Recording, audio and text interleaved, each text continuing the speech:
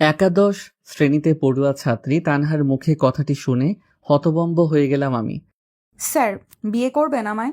আমি আসি। আমাদের গল্পগুলো যদি ভালো লেগে থাকে তাহলে আমাদের চ্যানেলটি সাবস্ক্রাইব করে পাশে থাকবেন। ধন্যবাদ। আর আমি প্রিয়াঙ্কা। আমাদের গল্পগুলো যদি ভালো লেগে থাকে অবশ্যই আমাদের চ্যানেলকে সাবস্ক্রাইব করে পাশে থাকবেন। আর হ্যাঁ, ভিডিওটি সম্পূর্ণ শুনবেন। আশেপাশে তাকিয়ে দেখে নিলাম কেউ শুনে ফেললো কিনা ওর কথাটি। না, কেউ নেই এদিকে। বললাম, কি বলছো এসব? মাথা ঠিক আছে কি তোমার? দেখুন স্যার, আমি জানি আপনি আমাকে পছন্দ করেন আর হয়তো ভালোবাসেন। আপনি যে বাসায় এসে পড়ানোর চেয়ে আমাকে কাছ থেকে দেখতে আসেন বেশি, সেটা কিন্তু আমি সেই ক্লাস 9-এর থেকে দেখে আসছি। যাই হোক, আমি অনেক ভেবেছি বিষয়টি নিয়ে। এবার আমি যা ভেবেছি আপনার মনেও যদি তাই থাকে তবে মায়ের সাথে বিষয়টি নিয়ে কথা বলতে পারেন। এটা ঠিক যে তানহাকে আমি পছন্দ করি আর ভালোবাসি, কিন্তু ওর পরিবারের যে স্ট্যাটাস তার সাথে কখনোই আমার পরিবারের স্ট্যাটাস যায় না। আর তাই মনের কথা এতদিন মনেই পুষে রেখেছি, কখনো মুখ ফুটে বলার সাহস করিনি। কিন্তু তানহা যে এতদিন ধরে বিষয়টি আন্দাজ করে আসছে সেটা শুনে রীতিমতো একটু লজ্জিতই হলাম। চেয়ার ছেড়ে উঠে দাঁড়িয়ে গিয়ে বললাম, আমি আসি তাহলে, আজ আর পড়াবো না। কথা শুনে তানহাও দাঁড়িয়ে গেল, বলল, আপনি কি আমায় এড়িয়ে যাচ্ছেন নাকি আমার ধারণা ভুল? ধারণা যদি ভুল হয়ে থাকে তবে আমি ক্ষমা প্রার্থী। আর যদি এড়িয়ে গিয়ে থাকেন তাহলে কাল থেকে আর পড়াতে আসবেন না। আসলেও আমি আর পড়ব না। কথাগুলো বলে তানহার রুম থেকে বেরিয়ে গেল। এমন পরিস্থিতিতে আগে কখনো পড়েনি রিয়াদ। কিং কর্তব্যবিমূঢ় হয়ে দাঁড়িয়ে থাকলো কিছুক্ষণ। মাথায় আসছিল না কি করা উচিত। অবশেষে ওদের বাসা থেকে বেরিয়ে এলো সে। তানহার বাবা ছিলেন একজন আমেরিকান প্রবাসী।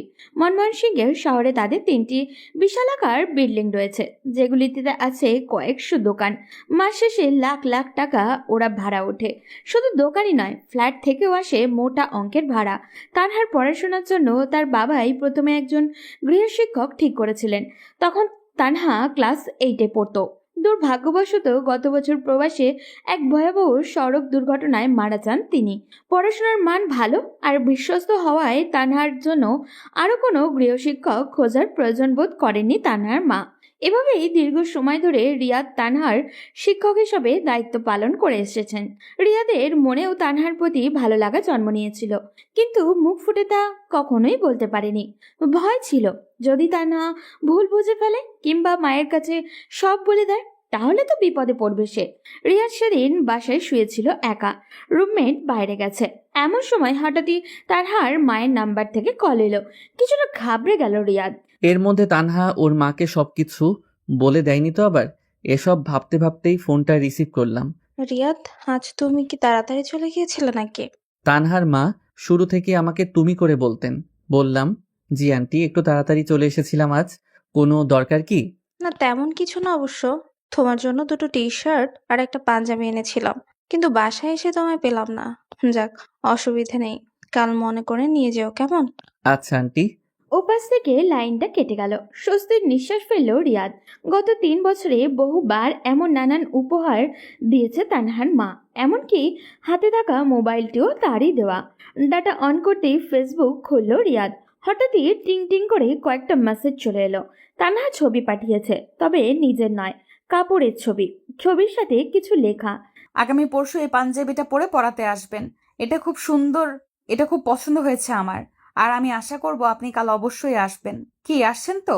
দেখো, আমি তোমায় পছন্দ করি আর ভালোবাসি, এটা যেমন সত্যি ঠিক তদ্রূপ এটাও সত্যি যে আমার প্রতি থাকা তোমার মায়ের আস্থা, ভরসা ও বিশ্বাসকে আমি আহত করতে পারবো না। কাজেই আসবো ঠিকই পড়ানোর জন্য, কিন্তু এই বিষয়টির ইতি এখানেই টেনে ফেলতে চাই আমি। তার মানে আপনি মাকে আমাদের বিষয়ে বলতে পারবেন না, তাই তো? হ্যাঁ, ঠিক তাই। বলতে পারবো না। আচ্ছা ঠিক আছে, বলতে হবে না, বাই। দিয়েই আবারও চ্যাট থেকে চলে গেল সে। রিয়াদও আর কোনো উত্তর দিল না। পরদিন যথাসময়ে তানহার বাসায় পৌঁছে গেল রিয়াদ পড়ানোর জন্য। তার উপস্থিতি টের পেয়েই তানহার মা রুম থেকে বেরিয়ে এলেন। রিয়াদ সামনে গিয়ে সালাম করলো তাকে। আসসালামু আলাইকুম। ওয়ালাইকুম আসসালাম। কেমন আছো রিয়াদ? আলহামদুলিল্লাহ, ভালো। আপনি? আলহামদুলিল্লাহ। লাঞ্চ করেছো? জি করেছি। আপনি? হ্যাঁ, করেছি। তুমি রিডিং রুমে যাও তাহলে, সালমাকে বলে দিচ্ছি চা দিতে। তানহা আসছে কিছুক্ষণের মধ্যে। আচ্ছা, ঠিক আছে। এরপর সে সোজা রিডিং রুমে চলে গেল। সেখানে চেয়ারে উঠে বসেছিল ছোট্ট নবাব তাইব মাহমুদ, তানহার ছোট ভাই। সদ্য KG-1-এ ভর্তি হয়েছে ও। আদর করে ছেলেটিকে রিয়াদ সবার সামনে নবাব বলেই ডাকে। তাকে দেখলেই চকলেটের জন্য পাগল হয়ে যায়। প্রতিদিনের মতো সেই দিনেও রিয়াদ তার জন্য চকলেট এনেছিল। তবে এই চকলেটগুলো কিনতে তার যে বেশ টাকাই খরচ হয়ে যায় সেটা তানহার মা ভালোভাবেই জানেন। হয়তো সেই কারণেই তিনি প্রতি মাসের 2-3 তারিখে পারিশ্রমিক দিয়ে দেন রিয়াদকে। পরিমাণটাও এমন যে 4-5টা টিউশনি করালেও একসাথে এত টাকা পাওয়াটা কঠিন। যদিও এত বেশি টাকা কেন তাকে দেওয়া হয় সে প্রশ্ন রিয়াদ কোনোদিনও করেনি। নবাবের হাতে চকলেট ধরিয়ে দিতেই ছেলেটি খুশিতে দৌড়ে রুম থেকে বেরিয়ে গেল। কিছুক্ষণ পর রিয়াদের কানে ভেসে এলো, মে আই কাম ইন?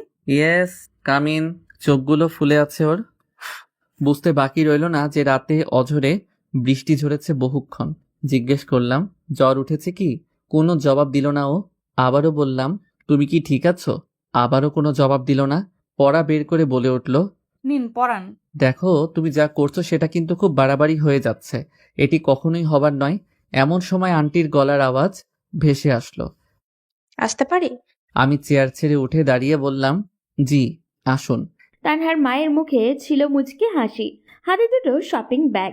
এগিয়ে এসে তিনি টেবিলের উপরে ব্যাগগুলো রেখে তা থেকে প্রথমে কয়েকটি টি-শার্ট বের করলেন। রিয়াদকে দেখিয়ে বললেন, দেখো তো পছন্দ হয়েছে কিনা। এখন এসবের কি প্রয়োজন ছিল আবার? অযথাই খরচ করতে গেলেন। আন্টি এবার মুচকি হেসে বললেন, কে বলেছে আমি অযথাই খরচ করতে গিয়েছি? এগুলো আমি নয়, এগুলো পাঠিয়েছে আমার ছোট বোন, তোমার সারা আন্টি। গতকাল মার্কেটে দেখা করতে বলেছিল আমায়। দেখো তো পাঞ্জাবিটা পছন্দ হয় কিনা। আর শোনো, সারা বলেছে আগামী শুক্রবার এই পাঞ্জাবিটা পরে তুমি যেন ওদের বাসায় যাও। জুমার পর তোমার দাওয়াত সেখানে। আমি অবাক হয়ে জিজ্ঞেস করলাম, কি বলছেন এসব? আর তাছাড়া আমি তো সারা আন্টিদের বাসায় যাইনি কখনো, চিনব কি করে? সে আমি ব্যবস্থা করে দিবনি, সেসব তোমায় ভাবতে হবে না। আমি আছি এবার, তুমি কন্টিনিউ করো পড়া। তারপর রুম থেকে বেরিয়ে গেলেন তিনি। মুহূর্তেই তানহার কপালে দুশ্চিন্তার ভাঁজ পড়ে গেল। হঠাৎই তড়িঘড়ি করে ফোন তুলে নিল সে। রিয়াদ বলল, কি ব্যাপার, কি হয়েছে? প্লিজ আমাকে একটু সময় দিন। এই বলে কাকে যেন কল করলো। ওপাশ থেকে রিসিভ করতেই তানহা বলে উঠল, রুবি, চ্যাটে আয় তো একটু। রিয়াদ কিছুই বুঝতে পারছিল না, তবে এই সময় নীরব থাকা ছাড়া আর কোনো উপায় ছিল না তার। তানহা চ্যাট করতে লাগলো। মিনিট 5 পর ফোনটা রেখে দিল তানহা। রিয়াদ বলল, কি হয়েছে? আর রুবির সাথে কিসের কথা বললে এখন? আন্টি ঠিক করেছে রুবিকে আপনার কাছে পড়াবে বলে। ও আমার সাথেই পড়ে একই কলেজে। ও আমার সব নোটস দেখতো, অনেক হেল্প নিত আমার থেকে। আপনার দেওয়া সব শিটের ফটোকপি করে নিত ও। এতদিন যা ভয় পাচ্ছিলাম হয়তো তাই হতে চলেছে। যাই হোক, আপনি পড়ান। আপনার তো এইসবে কোনো অসুবিধা নেই, পড়ান। আমি বুঝতে পারছিলাম না আসলে ঠিক কি হতে চলেছে। তানহা কিছুটা বুঝতে পারলেও ও বিস্তারিত আমায় বলছিল না। হয়তো ও কিছু আড়াল করছিল আমার থেকে, তবে ওর চেহারা দেখে এটা আন্দাজ করতে পারছিলাম যে যা হতে চলেছে তা মোটেও ভালো কিছু বয়ে আনবে না। আজ মঙ্গলবার। তানহা বলেছিল পরশুদিন মানে আগামীকাল যেন পাঞ্জাবিটা পরে পড়াতে আসি। ও কি তাহলে কাল জানতে পারিনি যে কাপড়গুলো ওর মা নয় বরং ওর আন্টি গিফট করেছে? আজ আবার আন্টি সাফ সাফ বলে দিলেন শুক্রবার যেন পাঞ্জাবিটা পরে সারা আন্টির বাসায় যাই। তাহলে তানহা যে বলেছিল এটা পরে ওকে পড়াতে আসতে, তার কি হবে? আর কাল যদি পাঞ্জাবি পরে আসি তাতে যদি আন্টি কিছু মনে করেন তো? না, আমার মাথায় এখন আর কাজ করছে না কিছু। এসব ভাবতে ভাবতে কোথাও যেন হারিয়ে গিয়েছিলাম আমি। তানহার কথা শুনে হুঁশ ফিরল আমার। ও বলল, কি হলো, পড়াবেন না? হ্যাঁ হ্যাঁ অবশ্যই পড়াবো, দাও বই দাও। রিয়াদ বই নিয়ে পড়ানোর চেষ্টা করছিল, কিন্তু তানহার চোখ যেন বারবার তার উপরেই আটকে যাচ্ছিল। কি হতে কি হয়ে গেল এই দুদিনে বুঝে উঠতে পারছিল না রিয়াদ। এতদিনে সবকিছু তো ভালোভাবেই চলছিল, কিন্তু এখন আর ঠিকভাবে পড়তে পারছে না। আবার হুট করে পড়ানো ছেড়ে দেওয়াও যাচ্ছে না। এমনকি যদি ছাড়তেই হয় তবে আন্টিকে একটা যৌক্তিক কারণ জানাতে হবে। এমন সময় তানহা বলে উঠল, শুনুন, আমি যে আপনাকে বলেছিলাম পাঞ্জাবি পরে পড়াতে আসতে, সেটা কাল আসতে হবে না, বরং শনিবারেই আইসেন পাঞ্জাবি পরে। আর শুক্রবারে যান রুবিদের বাসায়। আগে গিয়ে দেখুন আন্টি কি বলেন। আর হ্যাঁ, রুবি একটি ছদ্মনাম দিয়ে ফেসবুক আইডি খুলে সেটা দিয়ে আপনার সাথে অ্যাড আছে, নাম দূর আকাশের চাঁদ। আপনার নিকনিক আবার চাঁদ কিনা। এবার বুঝতে পারছি সবই ওর প্ল্যান মতোই হচ্ছে। তানহা কথাগুলো বলছিল আর যেন রেগে মেগে একেবারে ফেটে পড়ছিল। রিয়াদ বলল, সবই ওর প্ল্যান মতোই হচ্ছে মানে? কিসের প্ল্যান? আর আমি যে মনে মনে এখন পাঞ্জাবির বিষয়টা নিয়ে ভাবছিলাম, সেটা তুমি টের পেলে কি করে? আপনাকে এত কিছু জানতে হবে না, পড়ান। চুপ করে থাকতে দেখে এবার একটু রাগান্বিত স্বরে তানহা বলল, শুনুন, মায়ের কাছে আমাদের বিয়ের কথা নিয়ে কিছুই বলতে হবে না আপনার। এতদিন যেভাবে আসতেন, সে যেটা করেন, পড়াতেন আবার চলে যেতেন, এখন থেকেও ঠিক সেই প্যাটার্নই ফলো করবেন। ভুলে যাওয়ার চেষ্টা করবেন আমি যে আপনাকে কোনো কিছু কোনোদিন বলেছিলাম। আর গতকালও আজকের বিষয়টির সব কিছুর জন্য আমি আপনার কাছে হাত জোর করে ক্ষমা চাইছি। ক্ষমা করুন আমায়, দয়া করে এবার আপনি স্বাভাবিক হন। ঠিক তখনই দরজার কড়াঘাত শোনা গেল। সাধারণত রিডিং রুমের দরজা সবসময় খোলাই থাকতো, কিন্তু নবাব ছাড়া আর কেউ কখনো বিনা অনুমতিতে প্রবেশ করতো না। রিয়াদ ফিরে দেখল সালমা খালা হাতে ট্রে নিয়ে দাঁড়িয়ে আছেন। সে বলল, খালা, আসুন ভেতরে।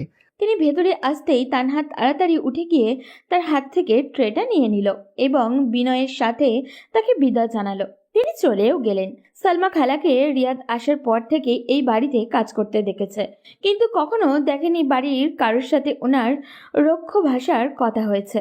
তানহাদের পরিবারের এই দিকটা রিয়াদের কাছে সব সময়ই ভালো লাগে। অনেক সময় অর্থ বিত্তের দাপটে মানুষ অমানুষ হয়ে যায়, কিন্তু এই পরিবারের বিষয়টা একদমই ভিন্ন। চুপচাপ বসেছিল রিয়াদ। তানহা ট্রে থেকে একটি চায়ের কাপ তুলে তার সামনে আস্তে করে রেখে দিতে দিতে বলল, এই নিন চা, এটি পান করুন, দেখবেন মনটা ফুরফুরে হয়ে গেছে। সালমা খালার বানানো চা বলে কথা। আর শুনুন, আপনার একটা গ্রিন কালার পাঞ্জাবি ছিল না, সেটা কাল গায়ে দিয়ে আসবেন। এটা এমনিই বলতেছি, আসলে আমার ভালো লাগবে। আমি চায়ের কাপে চুমুক দিতে দিতে মাথা নেড়ে ওকে সায় দিলাম। হ্যাঁ, আসবো। রিয়াজ বুঝতে পারছিল তানহা টোটালি বিষয়টাকে স্বাভাবিক করে তোলার জন্য এত কথা বলছিল। তানহার দিক থেকে রিয়াদের প্রতি আকর্ষণ কোনো কমতি ছিল না, কিন্তু রিয়াদ নিজ বিষয়টাকে এখন নিছকই কল্পনা হিসাবেই দেখছিল, বাস্তব হিসাবে নয়। চা পান করতে করতে পড়ানো চলছিল। তানহা চেষ্টা করছিল পড়ায় মনোযোগী হতে, কিন্তু সেই প্রয়াস বারবারই ব্যর্থ হচ্ছিল। আচ্ছা, রুবিদের বাসায় কে কে আছেন? রিয়াদের মুখে এমন প্রশ্ন শুনে তানহা যেন আটকে উঠল। আন্টি, রুবির ছোট ভাই রায়ান ও ছোট বোন ঋতু। আর আঙ্কেলের কথা জানেনই হয়তো, তিনি তো গত বছর স্ট্রোক করে মারা গিয়েছিলেন। কিন্তু হঠাৎ এই প্রশ্ন কেন? চোখ বড় বড় করে তাকিয়ে প্রশ্ন করল সে। রিয়াদ মুচকি হেসে জবাব দিল, বারে, রুবিকে পড়াতে যাব আর ওদের বাসার সকলের সম্বন্ধে আইডিয়া নিয়ে যাব না, তা কি করে হয় বলো? তাই তোমার থেকে একটু ধারণা নিয়ে নিলাম। যাই হোক, রুবিকে তুমি আর কোনো শিট দিবা না, ওকে আমি অন্য স্টাইলে পড়াবো, এক্সট্রা কেয়ার করে। কথাগুলো শুনেই মুহূর্তের মধ্যেই তানহার চেহারা লাল টকটকে হয়ে উঠল। বসে থেকেই তার শরীরে কাঁপুনি শুরু হলো। এবার তানহা দাঁতের দাঁত কামড়ে বলল, কি বললেন আপনি? কথাগুলো আবার বলুন তো।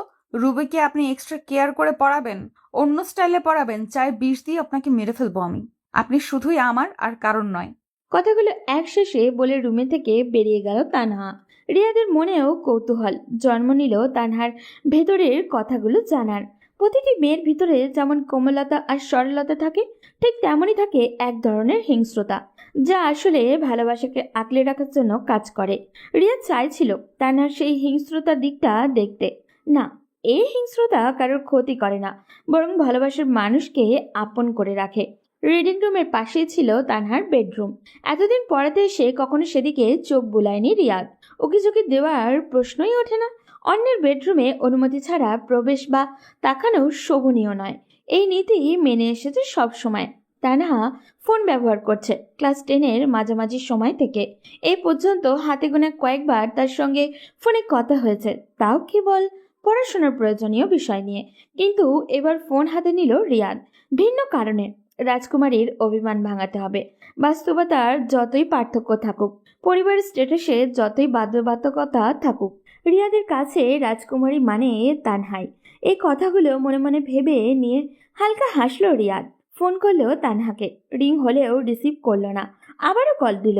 এবার রিসিভ করতেই রিয়াদ কিছু বলার আগেই তানহা বলে উঠল, কেন ফোন দিয়েছেন আমায়? আপনি না রুবিকে এক্সট্রা কেয়ার করে পড়াবেন বললেন? যান, ওকে গিয়ে পড়ান। আপনি আমাকে নয়, আমি আর পড়বো না। চলে যান আপনি, বুঝতে পারলাম কথাগুলো গিয়ে শুধু ওর কানেই পৌঁছায়নি, বরং সরাসরি কলিজায় গিয়েও আঘাত করেছে। আমি বললাম, শোনো, আমাকে কিছু সময় দাও, আমি তোমার মায়ের সাথে সুযোগ বুঝে বিষয়টি নিয়ে কথা বলবো। আর অমনি যেন ওই বিছানায় আনন্দ লাফিয়ে উঠল।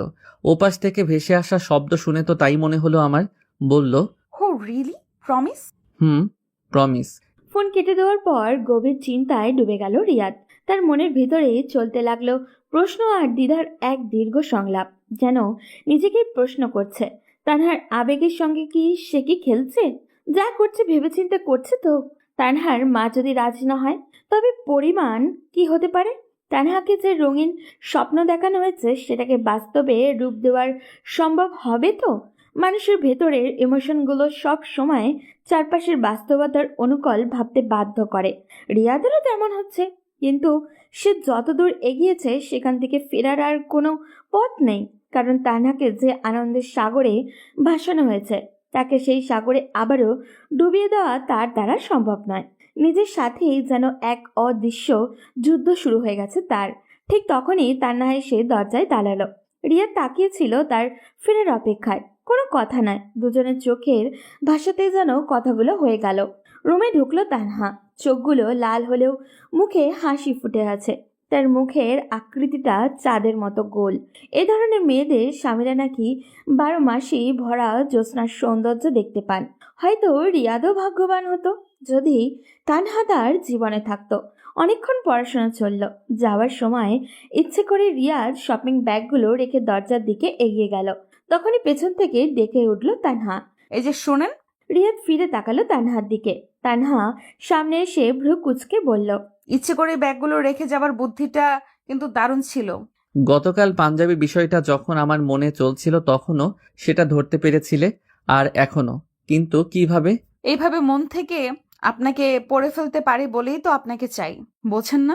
আমার মুখ থেকে জবাব দেবার মতো আর কোনো শব্দ উচ্চারিত হলো না। চোখে চোখ বিনিময় করে ব্যাগগুলো নিয়ে বেরিয়ে গেলাম।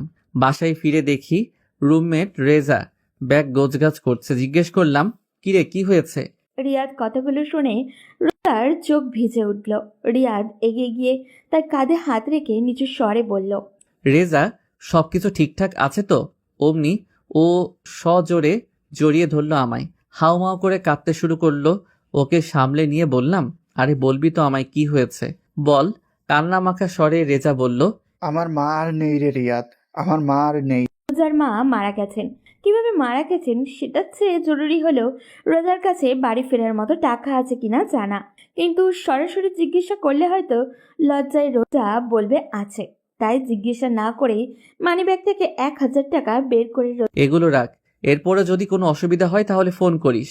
আর আমি তোর নাম্বারে বিকাশ থেকে কিছু টাকা রিচার্জ করে দিচ্ছি, কাজে লাগবে। কাঁদিস না, শক্ত হ, ধৈর্য ধর। অবাক হয়ে এমনভাবে রিয়াদের দিকে তাকালো যেন সে তার মায়ের পেটের ভাই। রিয়াদেরও মনে হলো এটাই তো স্বাভাবিক, না হলে মানুষ মানুষের জন্য কথাটি বলা হয় কেন। এরপর রোজাকে নিয়ে বাইরে বের হলো রিয়াদ। এক অটোরিকশা পাওয়া গেল। দুজন তাতে উঠল। রিয়াদ ড্রাইভারকে বলল ব্রহ্মপুত্র পার যেতে, সেখান থেকেই রোজাদের বাড়ি যাবার বাস পাওয়া যায়। রিকশায় বসে রিয়াদ রোজাকে সাহস দিচ্ছিল, ধৈর্য ধরতে বলছিল। হঠাৎই তার পকেটে থাকা ফোনটা বেজে উঠল। স্ক্রিনে ভেসে উঠল অচেনা একটি নাম্বার। রিসিভ করতেই ওপাশ থেকে ভেসে এলো এক মেইলি কণ্ঠ। মিস্টার রিয়াদ বলছেন? ইয়েস, আপনি? আমি রুবি বলছি, তানহার খালাতো বোন। কেমন আছেন আপনি? ফর্মালিটি মেনটেন না করতে পারার জন্য sorry. I will call you later, bye. এই বলে ফোনটা কেটে দিলাম আমি। রেজা চুপচাপ বসে আছে যেন একটা পাথর। হবে নাই বা কেন? একজন সন্তানের জন্য মায়ের উপস্থিতি আর অনুপস্থিতি যে কতটা সুখ দুঃখের ফারাক, সেটা তো তারাই টের পায় যারা এর ভুক্তভোগী। রিকশা থেকে নেমে রিয়াদ ভাড়া মেটালো। তারপর রোজার বাসে টিকিট কেটে দিল। সিটে বসিয়ে তাকে পানি কিনে দিল এবং বাস ছাড়ার আগ পর্যন্ত ঠায় দাঁড়িয়ে রইল কাউন্টারে। এতে অন্তত কিছুটা হলেও রোজার মনে সাহসের সঞ্চয় হবে। রিয়াদের তাই মনে হলো। মনে হচ্ছিল ওপাশে বসে কেউ বাস ছেড়ে যাওয়া পর্যন্ত সেখানে ছিল সে। বাস ছেড়ে যাবার পর রিয়াদ আবারও রিকশায় উঠে সেই অচেনা নাম্বারে কল দিল। রিং বাজতেই দ্রুত রিসিভ হলো। মনে হচ্ছিল ওপাশে বসেই কেউ অপেক্ষা করছিল। রিসিভ করেই ওপাশ থেকে বলে উঠল, আমি অপেক্ষা করছিলাম আপনার ফোনের জন্য। যাক, ভালোই হলো। গতকাল তানহা বলছিল আপনি নাকি কোনো মেয়ে লোকের সাথে ফোনে কথা বলেন না। আমি ওকে বলেছিলাম আমি কথা বলে দেখিয়ে দেব। করলামও সেটা। কাল ওকে কলেজে গিয়ে কল রেকর্ডগুলো প্রুফ হিসেবে শোনাবো। কথাগুলো শুনে বিস্মিত হয়ে গেলাম আমি। বললাম, এসব সামান্য বিষয় নিয়েও এমন করতে হয়? আচ্ছা, বাদ দিন এসব। শুক্রবারে আসছেন তো আমাদের বাসায়? আর হ্যাঁ, অবশ্যই পাঞ্জাবিটা পরে আসবেন। আমি এটি পছন্দ করেছিলাম ভিডিও কলে মা যখন মার্কেটে গিয়েছিল তখন। রিয়াদ বাকরুদ্ধ হয়ে গেল। রুবির কথা যত শুনছিল ততই অবাক হচ্ছিল ও। মনে মনে ভাবল, তানহা বলেছিল সবকিছু রুবিরই প্ল্যান অনুযায়ী চলছে। তাহলে কি এই ঘটনার প্ল্যানের অংশ? কিন্তু কেন? একটু নিচু স্বরে রুবিকে বলল, আচ্ছা, কাইন্ডলি বলবেন কি আমাকে নিয়ে আপনার মাথায় ঠিক কিসের প্ল্যান ঘুরপাক খাচ্ছে? এভাবে ফোনে বললে তো গোটা বিষয়টা সাদামাটা হয়ে যাবে। তাই এভাবে নয়, তার চেয়ে বরং আপনি আমাদের বাসায় আসুন, কদিন পরান, চেনা পরিচয় হোক, তারপর না হয় নিরিবিলি একদিন ছাদে দুজনে পায়চারি করতে করতেই সে বিষয়ে কথা বলে নেওয়া যাবে। তাছাড়া এত তাড়াহুড়া করার মতো তো কিছু দেখছি না আমি। আপনি কি বলেন? এতক্ষণে ওর প্ল্যানটা অনেকাংশেই আমার কাছে স্পষ্ট হয়ে গিয়েছে, তবে সেটা শতভাগ নয়। কৌশল অবলম্বন করলাম এবার। বললাম, তা শুক্রবারে রান্নাবান্না কে করতে চলেছে আমার জন্য? আমি তো আবার যার তার হাতে রান্না করা খাবার গিলতে পারি না। অমনি ওর গলার স্বর 100 থেকে 10.5 ভলিউমে নেমে এলো। শোনা যাচ্ছে, না মানে ইয়ে মানে রান্না করবে মানে ইয়ে আমি ওই তো ও মানে রান্না কতটা ভালো পারি না, তাই রান্নার কাজটা করবে কাজের লোকই। খুব ভালো রান্না করেন ওই মহিলাটি, যিনি আমাদেরকে রেঁধে দিয়ে যান, সেই টেস্টি হয়। আমি এবার একটি দীর্ঘশ্বাস ফেলে বললাম, কি বলছেন এসব? আমি তো সপ্তাহের প্রায় 4 দিনই তানহাদের বাসায় লাঞ্চ করি। তানহার মা আমায় ফোন দিয়ে আগেই ডেকে নেন তাদের সাথে গিয়ে লাঞ্চ করতে। আর আমাকে যেদিনই খাওয়াতে চান সেদিনই তানহা অন্যান্য খাবারের পাশাপাশি নিজ হাতে আমার জন্য আমার সব ফেভারিট আইটেমগুলো রেঁধে রাখে। তানহার হাতের রান্নার কথা কি যে বলবো, আরে একেবারে লাজবাব। আসলেই ওই যে প্রবাদ আছে না, যে রাধে এসে চুলও বাঁধে, তানহা মেয়েটাও ঠিক তাই। একেবারে একটা অন্যরকম মেয়ে। বলতে গেলে এমন মেয়েই হয় না। কথাগুলো শোনার পর রিয়াদ মনে করলো যেন কোনো পোড়া গন্ধ নাকে লাগছে। না, তার ফোন পড়েনি। গন্ধটা ফোনের ওপাশে থাকা রুবির থেকে আসছে। রিয়াদ জানতেও রুবি এইসব শুনলে ঝড় তুলবে, আর সেটাই চেয়েছিল। এবার কোনো রকমে রুবি বলল, আচ্ছা ঠিক আছে, এবার তাহলে রাখছি। আচ্ছা, বাই। ততক্ষণে এসে বাসার সামনে পৌঁছে গেছে রিয়াদ। রিক্সা চালকের বয়স আনুমানিক 40-এর ওপরে হবে। ওনার ভাড়া যেখানে 20 টাকা, সেখানে 20 টাকার নোটের ভাঁজে 5 টাকা বাড়িয়ে 25 টাকা করে দিল। 5 টাকা বেশি দেওয়ায় উনি 5 টাকা দিয়ে বললেন, নাও বাবা, 5 টাকা। হয়তো ভুলে দিয়ে দিয়েছো। রিয়াদ ওনার সততায় অবাকও হলো। ভেবেছিল হয়তো ভাঁজ না খুলেই পকেটে রেখে দিবেন, কিন্তু চালক তা করেননি। চালকের গলায় গামছা ঝুলছিল। রিয়াদ এগিয়ে গিয়ে সেই গামছা দিয়ে তার কপালের ঘাম মুছিয়ে দিল আর বলল, কিছু মনে করবেন না চাচা, আপনি কতদূর পর্যন্ত পড়াশোনা করেছেন? আমাদের সময় পড়ালেখা করার এত সুযোগ সুবিধা ছিল না বাবা, তাই করি নাই। চাচা, আপনাকে এই 5 টাকার নোটটি আমি ইচ্ছে করেই বেশি দিয়েছি, অথচ আপনি একজন নিরক্ষর সাধারণ রিক্সাওয়ালা হয়েও সততার সাথে তা আমায় ফিরিয়ে দিচ্ছেন। আর অন্যদিকে পড়াশোনা জানা এই দেশে এমন হাজারো শিক্ষিত মানুষরূপী জানোয়ার রয়েছে যারা কিনা তাদের কলমের খোঁচায় দেশটাকে লুটে পুটে খাচ্ছে। সত্যি, মানুষ ও প্রকৃত মানুষের মাঝে কতই না বিস্তর ফারাক। আচ্ছা, টাকাটা রাখুন আপনার কাছে। কথাগুলো বলে রিয়াদ চলেই যাচ্ছিল। ততক্ষণে চালক পেছন থেকে ডেকে উঠলেন। রিয়াদ ফিরে তাকালো। চালক একগাল হেসে বললেন, তানহা নামটা তো বাবা খুব সুন্দর। বালু টালু কি বাসো নাকি তারে? রিয়াদ হেসে দিল। তা দেখে উনি হেসে উঠলেন। তারপর রিক্সা আবার ক্রিং ক্রিং করে তার গন্তব্যে রওনা হলো। রাতে শোবার সময় ফেসবুকে ঢুকতেই রিয়াদের মনে পড়ল রুবি সেই ফেক আইডি, দূর আকাশের চাঁদ। সার্চ করে খুঁজে পেয়েই টাইমলাইন ও অ্যাবাউট ঘেটে দেখল, কিন্তু কাজে লাগার মতো কোনো তথ্য মেলেনি। ঠিক তখনই মেসেঞ্জারে টিং টিং করে মেসেজ এলো তানহার আইডি থেকে। লিখছে, আসসালামু আলাইকুম। কি করা হচ্ছে? ওয়ালাইকুম আসসালাম। শুয়ে শুয়ে ফেসবুকিং করা হচ্ছে। তুমি? সেম। খেয়েছেন রাতে? হ্যাঁ, খেয়েছি। তুমি? জি, খেয়েছি। আচ্ছা। এরপর বেশ কয়েক মুহূর্ত কেটে গেলেও আমি কোনো মেসেজ দিলাম না। এবার ও লিখলো, কি ব্যাপার? কথা বলতে কি ভুলে গেছেন এত চুপচাপ যে? ঠিক তা নয়, কথা বলতে ভুলে যাব কেন, বরং কথা বলতে ভয় পাচ্ছি যদি কোনো ভুল ভ্রান্তি হয়ে যায়। কি বলছেন এইসব? আপনি ভয় পাচ্ছেন, তাও আবার আমাকে? এতে এত অবাক হওয়ার কি আছে? যাকগে, শুক্রবারে তুমি আমায় নিয়ে যাবে রবিদের বাসায়, ঠিক আছে? আপনার মাথায় এখনো রুবির কথা ঘুরছে? কাল আসুন আপনি, মেরে ফেলবো আপনাকে। বাই। রিপ্লাই দিয়ে মুহূর্তে চ্যাট থেকে উধাও হয়ে গেল ও। বুঝতে পারছি রুবির কথা ও একদম সহ্য করতে পারে না। হয়তো এমন কিছু তানহা জানে যে সেটা আমি জানি না। কিন্তু কি, সেটা তো আমাকে জানতেই হবে। কি চলছে তানহা আর রুবির মধ্যে? এইসব ভাবতে ভাবতে রিয়াদ তানহার কাছে ফোন দিল। রিসিভ করলো না, তাই বারবার কল দিল। কিছুতেই সাড়া পেল না বলে কিছুটা উদ্বিগ্ন হয়ে পড়ল। কিন্তু সে অনবরত কল দিয়েই যাচ্ছে। প্রায় 5 মিনিটের পর তানহা কল রিসিভ করলো। রিয়াদ যেন হাঁপ ছেড়ে বাঁচল। ওপাশ থেকে মধুর কণ্ঠ ভেসে এলো। কি ব্যাপার? গলার পানি কি শুকিয়ে গিয়েছিল নাকি? জানেন না, একজন মেয়ে লোক কখনোই তার মনের মানুষের ভাগ অন্য কাউকে দিতে চায় না। এটা পারে না তারা। মনের মানুষকে একান্ত নিজের করে পেতে এরা তৃতীয় বিশ্বযুদ্ধ বাঁধিয়ে দিতেও পিছপা হবে না। আর কখনো যদি আমার সামনে ওর নাম আপনি মুখে নিয়েছেন তো দেখবেন আপনাকে কি করি আমি।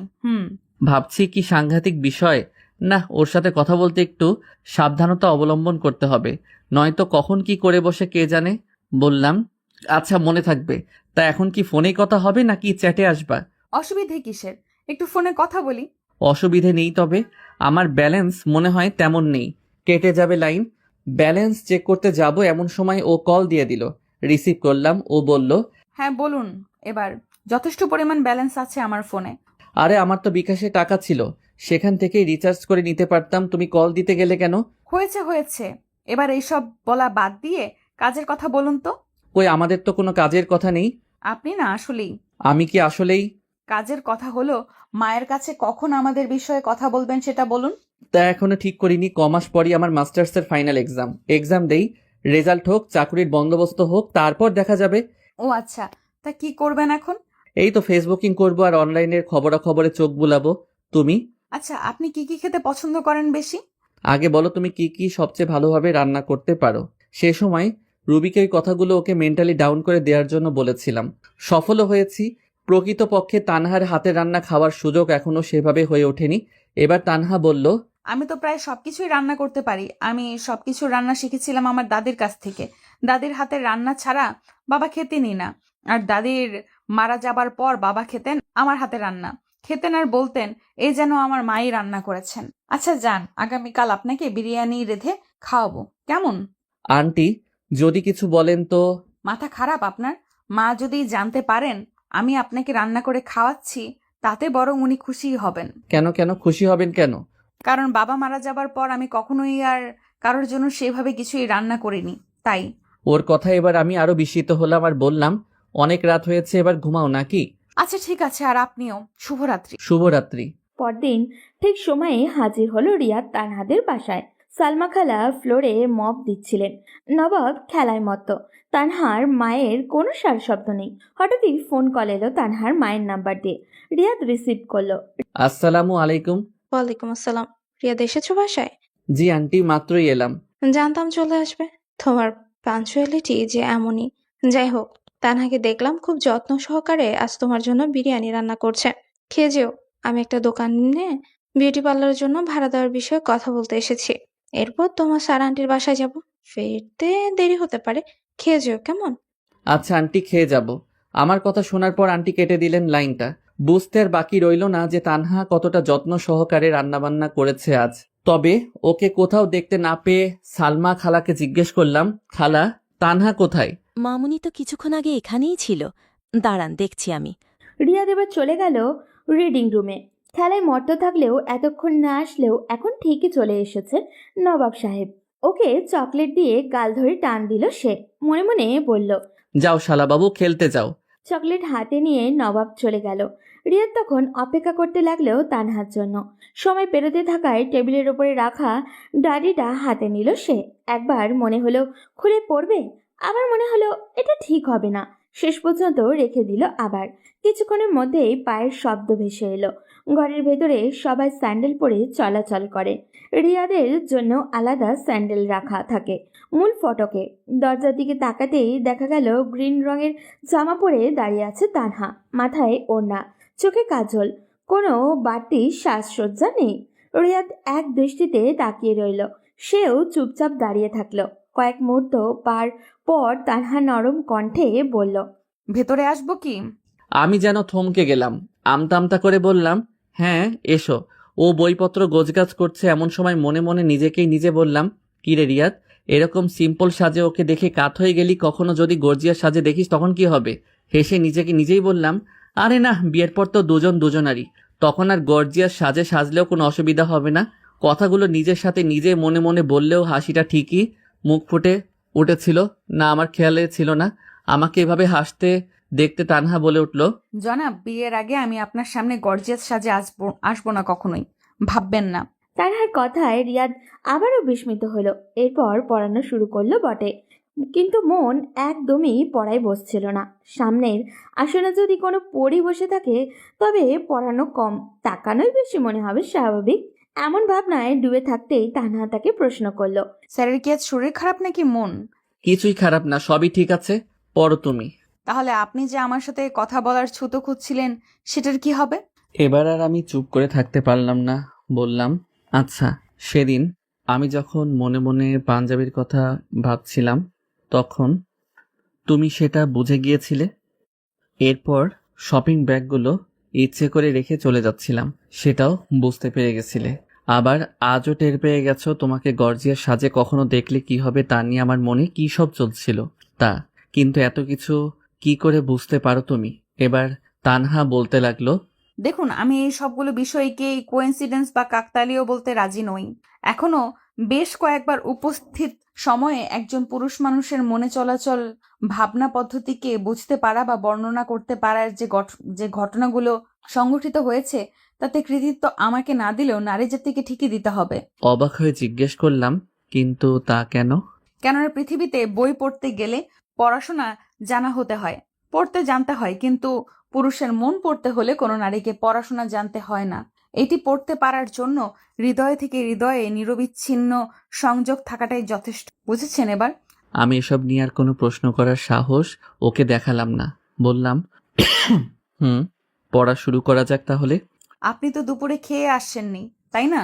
সেই প্রশ্নে রিয়াদ যেন আকাশ থেকে মাটিতে পড়ল। অবাকও হলো, তার মনের কথা জানলো কিভাবে? দুপুরে না খাওয়ার কথা সে কিভাবে বুঝলো? বই খাতা সরিয়ে দিয়ে রিয়াদ তানহার দিকে তাকালো।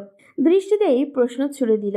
তানহা বুঝে ফেলল সে কি বলতে চাইছে, তাই নিজে থেকেই বলতে শুরু করলো, এত অবাক হচ্ছেন কেন? আপনার রুমমেট রেজার মা গতকাল মারা গেছেন, তিনি বাড়িতে চলে গেছেন। আপনি বাসায় একা একা সময় পার করেছেন। গতকাল রাতেও রান্না না করে বাইরে খেয়েছেন। সকালে নাস্তা করেছেন চা আর বনরুটি। দুপুরে অলস হয়ে বিছানায় পড়েছিলেন, তবে রান্না করতে ভালো লাগেনি, আর তাই দুপুরের খাবারও খাওয়া হয়নি। কি ঠিক বললাম তো? সবকিছুর একটা লিমিট থাকে, কিন্তু এ তো দেখছি আমার বিষয়ে সবকিছু একেবারে আনলিমিটেড ভাবে বলে দিচ্ছে।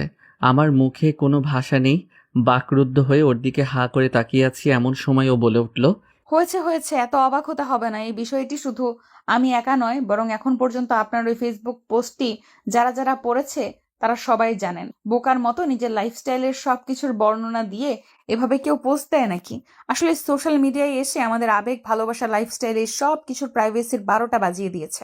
আমরা বুঝে না বুঝে নিজেদের সব ইনফরমেশন সেখানে শেয়ার করে দিই, যা কিনা পরবর্তীতে অনেকের জীবনেই কাল হয়ে দাঁড়ায়। তাই আমাদের উচিত সোশ্যাল মিডিয়াতে যাই শেয়ার করি না কেন বুঝে শুনেও ভেবে চিনতে তারপর শেয়ার করা। এই একটি পোস্ট নিয়ে যে তানহা আমাকে এভাবে ধুয়ে দিবে সেটা কখনো কল্পনাও করিনি। এবার আর সাহস হলো না কথা বলার। মাথা নেড়ে বুঝিয়ে দিলাম, হ্যাঁ বুঝেছি। রিয়াদ বই খাতা গুছিয়ে পড়ানো শুরু করতে চাইছিল। এমন সময় তানহা চেয়ার ছেড়ে উঠে দাঁড়িয়ে বলল, আপনি মনোযোগ দিয়ে পড়তে থাকুন, আমি গিয়ে ডাইনিং এ আপনার জন্য খাবার রেডি করছি। এই বলে চলে গেল। ওর প্রস্থানে রিয়াদ যেন স্বস্তি পেল। মনে মনে ভাবতে লাগলো তানহা আসলেই খুব মিষ্টি, নেত্রকোনার বিখ্যাত বালিশ মিষ্টির চেয়েও মিষ্টি। হঠাৎই এইসব ছেলে মানুষই ভাবনা মাথায় এলো। তবে এক জিনিসে স্থির করে ফেলল ও, পরের বার বাড়ি গেলে তানহার জন্য বালিশ মিষ্টি অবশ্যই নিয়ে আসবে। একবার খেলে সারা জীবন মনে রাখবে এই মিষ্টির কথা। কিছুক্ষণ পর তানহা আবারও এসে দরজায় দাঁড়ালো। দুজনের মাঝেই অদ্ভুত এক আকর্ষণ তৈরি হলো। তানহা ডাকেনি, তবু রিয়াদ টের পেল ওর উপস্থিতি। চোখ তুলে তাকাতেই তানহা বলল, আসুন, খাবার রেডি। ডাইনিংয়ে এসে তো আমি আরো অবাক। যদিও বিরিয়ানি খাওয়াবে বলেছিল, কিন্তু এখন দেখছি এ যেন এক বিশাল মেহমানদারি। বেসিংয়ে হাত ধুতে ধুতে বললাম, এত আয়োজন কেন? আমাকে কি তোমার হাতি মনে হয়? তা মনে হলে তো কলা গাছের বন্দোবস্তই করতাম, তাই না? ওর দিকে তাকিয়ে একগাল হেসে বললাম, যাও নবাবকে নিয়ে এসো, আর তুমিও বসো। না, আপনি খান, আমরা খেয়েছি আগে। সালমা খালা কোথায়? উনাকে যে দেখছি না। সালমা খালা আর আমি একসাথেই খেয়েছি। কাজ করছেন হয়তো ওইদিকে। হঠাৎই কলিং বেলের শব্দ হলো। তানহা এগিয়ে যাবে, তখনই কোথা থেকে সালমা খালা এসে হাজির, হাতে টিফিন বক্স। তানহার চোখে চোখ পড়তেই খালা বললেন, মামুনি, আমার রাকিব এসেছে, কল দিয়েছিল। আচ্ছা, যান আপনি। খালা চলে গেলেন। আমি চেয়ারে বসতে বসতে বললাম, কে রাকিব? তানহা সোজাসুজি আমার বিপরীত দিকের চেয়ারে বসতে বসতে বলল, খালার ছেলের নাম রাকিব, ক্লাস 8-এ পড়ে। ও এতদিন ওর নানা বাড়ির থেকে পড়াশোনা করেছে। মায়ের বলাতে খালা ওকে এনে ময়মনসিংহে 8-এ ভর্তি করায়। খালা সাহস পাচ্ছিল না, কিন্তু মা বলেছেন সাপোর্ট দিবেন, তাই আনা। বিরিয়ানি যখন রান্না করেছিলাম তখন মাই খালাকে বলেছিলেন তার ছেলেকে ফোন করে এনে তাকেও যেন বিরিয়ানি দেই, তাই টিফিন বক্স করে পাঠাচ্ছেন। কথাগুলো শুনে রীতিমতো বিস্মিত হয়ে গেলাম আমি। বললাম, সত্যি তোমার মায়ের মতো মানুষই হয় না। ওনার মতো সবাই যদি তাদের অধীনস্থদের সাথেই নিজেদের সাধ্যমতো এমন ব্যবহার করত, তাহলে কতই না ভালো হতো। তাহলে আর পত্রিকা টিভিতে আমাদের এমন কোনো খবর দেখতে হতো না যে অমুক জায়গায় গৃহকর্মীকে মেরে হাসপাতালে পাঠালো মালিক, তমুক জায়গায় গৃহকর্মীর হাত ঝলসে দিল মালিক। এই সেই। আমার কথাগুলো শুনে তানহা একটা দীর্ঘশ্বাস ফেলে বলল, হয়েছে, এবার খাওয়া শুরু করুন তো। খেতে লাগলাম আমি। খেতে খেতে বললাম, তোমার ফিউচার ড্রিম কি? মানে কি করতে চাও বা হতে চাও?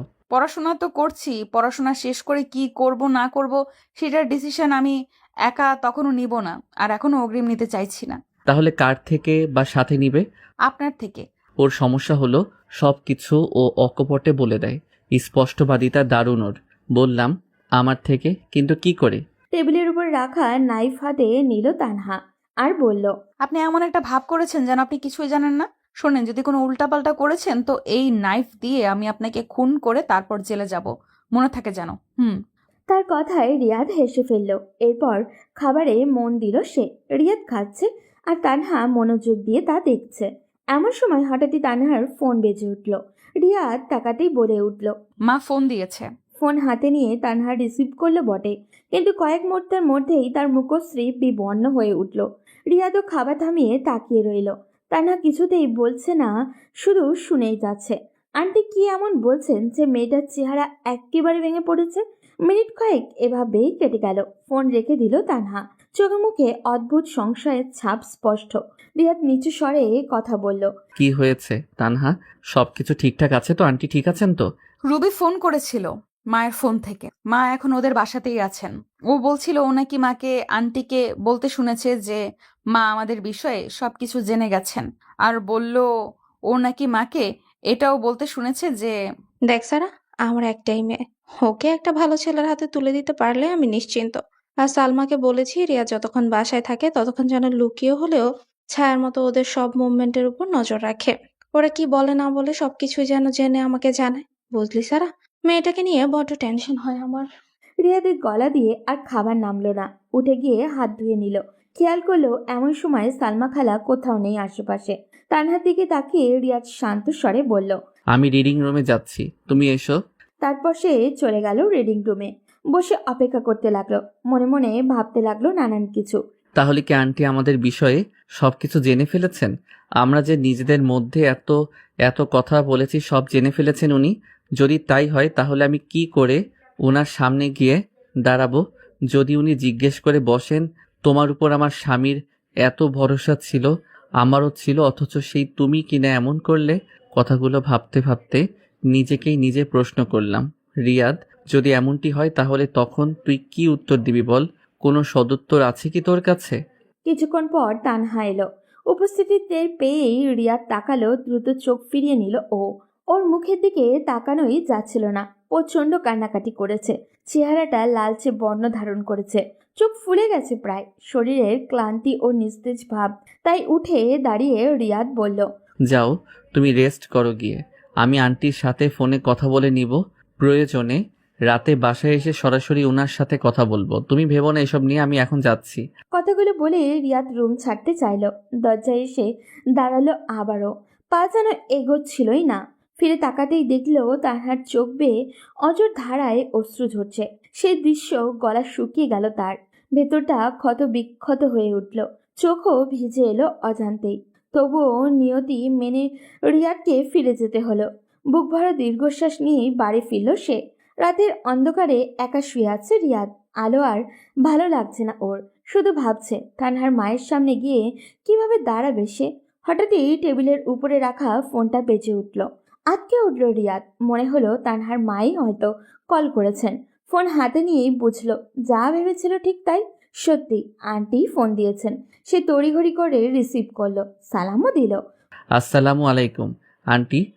ওয়ালাইকুম আসসালাম রিয়াদ, কোথায় আছো তুমি এখন? আমি বাসায় আছি এখন। কেন? আজ আমাদের সাথে ডিনার করতে পারবে? মানে যদি তোমার কোনো ব্যস্ততা না থাকলে তাহলে আর কি। আচ্ছা আন্টি, অসুবিধা নেই, আমি আসবো। খুশি হলাম বাবা, 9টার মধ্যে আসলেই হবে। আচ্ছা আন্টি। ফোনটা কেটে দিলেন আন্টি। তার কথাবার্তার কোনো পরিবর্তন বোঝা গেল না, অথচ এর আগে কখনো তিনি ফোন করে ডিনারের জন্য ডাকেননি। রিয়াদ ভেবে চলল, এর মানে কি আন্টি সারা আন্টির সঙ্গে কথা বলে কোনো সিদ্ধান্তে পৌঁছেছেন? যদি তাই হয় তবে সেটা কিসের সিদ্ধান্ত? প্রশ্নগুলোর কোনো উত্তর মিলছিল না। দুশ্চিন্তা গ্রাস করতে লাগলো তাকে। শরীর ঘামে ভিজে যাচ্ছিল। মাথা ঠান্ডা করতে গোসলের সিদ্ধান্ত নিল রিয়াদ। এতে শরীরও ফ্রেশ হবে, মনও হালকা হবে। এই ভেবে দ্রুত গোসল সেরে নিল। এদিকে সময়ও ফুরিয়ে আসছিল। আন্টির নির্দেশ মতো রাত 9টার আগেই পৌঁছাতে হবে। তাই রেডি হয়ে রওনা দিল তানহার বাসার উদ্দেশ্যে। সদর দরজার সামনে এসে দাঁড়ালো রিয়াদ। ঘড়ির কাঁটা তখন 8:40। কলিং বেল বাজলো সে, একবার, দুইবার, তিনবার। এরপর অপেক্ষা করতে লাগলো। অনেকেই বেল বাজাতে গিয়ে যেন পেছনে সিংহ তাড়া করেছে। এভাবে বিরতিহীনভাবে সুইচ চাপতেই থাকে। কিছুক্ষণ অপেক্ষা করুন, ভেতরের মানুষগুলোকে তড়িঘড়ি ফেলে দিবেন না। কিছুক্ষণ পর দরজা খুলল তানহা। তবে এ যেন দিনের বেলায় সেই তানহা নয়। এবার ওর মুখে উজ্জ্বল হাসি, চরমনে ভাব, আর হাসিতেও রহস্যের আভাস মিশে আছে। ভেতরে ডাকলো রিয়াদকে। ও ঢুকতেই তানহা দরজা বন্ধ করে ডাইনিং রুমের দিকে চলে গেল। ঘরের ভিতরের পরিবেশ ভিন্ন লাগলো রিয়াদের কাছে। আগে কখনো এভাবে আসেনি সে।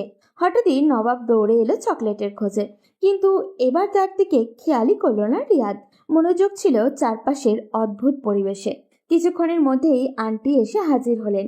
রিয়াদকে দেখে হেসে দিলেন। নবাবকে সামলাতে গিয়ে বললেন, তাইফ, তোমার ভাইয়া কাল তোমার জন্য অনেক চকলেট আনবেন, আজ এমন করো না। তাইফ মায়ের কথায় খেয়াল্লায় মগ্ন হয়ে গেল। বিস্মিত হলো রিয়াদ। আজ হঠাৎই তাকে স্যার নয় ভাইয়া বলে পরিচয় করিয়ে দিলেন কেন? এবার উনি রিয়াদকে সোফায় বসতে বললেন। পাশের সোফায় বসলেন উনি নিজেও। সামনে টেলিভিশন চলছে, তাতে চ্যানেলে যুক্তরাজ্য ভিত্তিক গণমাধ্যম সংস্থা বিবিসিতে দেওয়া। বিবিসির পূর্ণ রূপ হলো ব্রিটিশ ব্রডকাস্টিং কর্পোরেশন। এবার উনি রিমোটটি রিয়াদের দিকে এগিয়ে দিয়ে বলেন, রিমোটটা নাও, এখানে 170টা চ্যানেল আছে।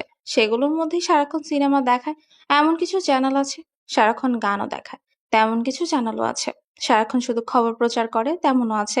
এছাড়াও আরো বহু ধরনের চ্যানেল রয়েছে। তুমি তোমার পছন্দ মতো যে কোনো একটা ক্যাটাগরির চ্যানেল দাও তো। রিমোটটি হাতে নিয়ে ওনাকে জিজ্ঞেস করলাম, আল জাজিরা ইংলিশ চ্যানেলটি আছে কি? হ্যাঁ আছে, 70-এ। এবার আমি 70-এ দিলাম। আল জাজিরাও একটি আন্তর্জাতিক গণমাধ্যম। এদের সহোদর দুটো চ্যানেল, মুলটি আরবি। এর সদর দপ্তর কাতারের দোহায়। আল জাজিরাই রেখে রিমোটটি ওনার দিকে এগিয়ে দিলাম। আমার এমন কাজে তিনি মুচকি হাসলেন। বুঝতে পারলাম আমার কি ধরনের চ্যানেলে রুচি, সেটাই যাচাই করলেন। এবার বললেন, রিয়াদ চলো এবার মূল কথায় আসা যাক। জি আন্টি বলুন। দেখো রিয়াদ, আমাদের বাসায় আসা যাওয়া হয় তোমার প্রায় 4 বছর হতে চললো। তুমি এটা জেনে হয়তো অবাক হবে যে তোমাকে তানহা শিক্ষক হিসেবে আনাটা ছিল আমার মতের বিরুদ্ধে। বলতে মানে আমি তানহা টিউশন ফির পেছনে মাসিক 15-20 হাজার টাকাও খরচ করতে রাজি ছিলাম। আর তাই দুজন স্পেশাল টিচারের সাথেও আলাপ করেছিলাম। ঠিক তখনই তোমার আঙ্কেল দেশে আসেন এবং কিভাবে যেন তোমায় নিয়ে আসেন। এ নিয়ে তোমার আঙ্কেলের সাথে আমার বেশ মনোমালিন্য হয়। আর তাই তোমার পেছনে আমি গোয়েন্দা লাগিয়ে দিই। সে কাজটি করে তোমাদের সালমা খালা, তাকেই ছায়ার মতো তোমাদের উপর নজর রাখতে বলি। কিন্তু তার দেয়া ইনফরমেশন ও আমার পর্যবেক্ষণ সব মিলিয়ে একটা সময় পর আমি নিজের কাছেই হেরে যাই নিজে। এটা মেনে নিতে বাধ্য হই যে আমার নয়, বরং তোমার আঙ্কেলের সিদ্ধান্তই সঠিক ছিল। কথাগুলো বলে তিনি থেমে গেলেন। রিয়াদ ওনার দিকে চেয়ে রইল। উনি রিয়াদের মায়েরই মতো, আর কারোর সাথে কথা বলার ক্ষেত্রে চোখে চোখ রেখে কথা বলাই খুবই তাৎপর্যপূর্ণ বিষয়। এই ইন্টারভিউয়ের ক্ষেত্রেও বেশ কার্যকর। চলো ডিনার করে নেই, পরে আলাপ করব। আপনার যেমন মর্জি।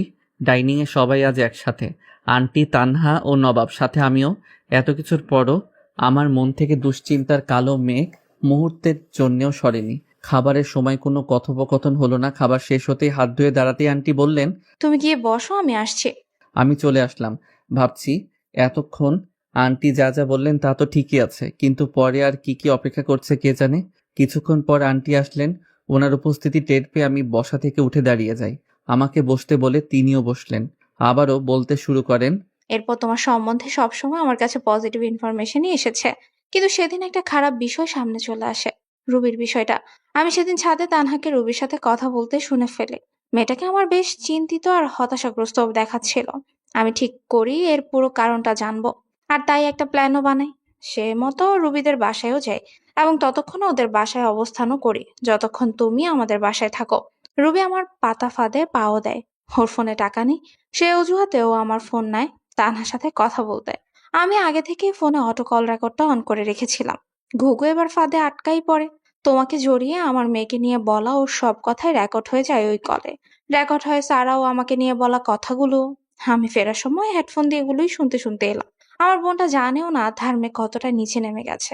কিন্তু আমি কোনো ভুল পদক্ষেপ নিতে পারবো না আমার মেয়ের জীবন নিয়ে। তুমি চাইলে আমার মেয়ের ইমোশনকে আশকারা দিয়ে যা খুশি তাই করতে পারতে, কিন্তু তুমি ওর ইমোশনের কোনো ভুল ফায়দা তোলোনি। এমনিতেই তোমার জন্য আমার মনে জায়গা ছিল, আর এখন তো আমাদের সবার মনকেই তুমি তোমার করে নিয়েছো। আন্টি থেমে গেলেন। এবার সোফা থেকে উঠে দাঁড়ালেন। রিয়াদও দাঁড়িয়ে পড়ল। রিয়াদকে দাঁড়াতে দেখে আন্টি আবারও বললেন, তুমি বসো, আমি একটু আসছি। এই বলে তিনি চলে গেলেন তানহার বেডরুমের দিকে। রিয়াদ স্পষ্ট শুনতে পেল তিনি তানহার রুমেও ঢুকলেন। এতক্ষণে আন্টির মুখে এইসব কথা শুনে রীতিমতো শীতল হয়ে গেছিল রিয়াদ। নিজের কানকেও যেন বিশ্বাস করতে কষ্ট হচ্ছিল তার।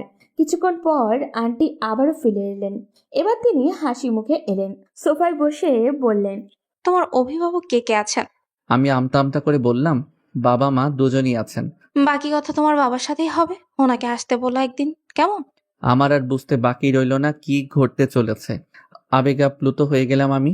কিন্তু এমনটি এভাবে হবে কোনোদিন তা স্বপ্নেও ভাবিনি। লজ্জা দূরে ঠেলে দিয়ে বলেই ফেললাম, কিন্তু আন্টি, আমি যে এখনো কোনো চাকরি পাইনি। তুমি চাকরি পাওনি মানে? চাকরি তুমি মানুষকে দিবে। তোমার মতো এত পড়াশোনা জানা একজন ছেলে যাবে নাকি ওই 10-15 হাজার টাকার চাকরি করতে?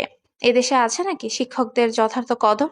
শোনো, তুমি বিজনেস করবে, টাকা আমি দিব, তবে 1 টাকাও মেয়ের যৌতুক হিসেবে নয়, পুরোটাই ঋণ হিসেবে। তুমি কি বলো, নিবে নাকি যৌতুক? আমি এবার লজ্জায় পড়ে গেলাম। কি শুরু করলো এসব? বললাম, আস্তাগফিরুল্লাহ, কি বলেন এসব? যৌতুক নিব কেন? এটা কোনো সুস্থ মস্তিষ্কের মানুষই কখনো নিতে পারে না। আর যারা যৌতুক নেয় তারা আসলে মানুষই নয়।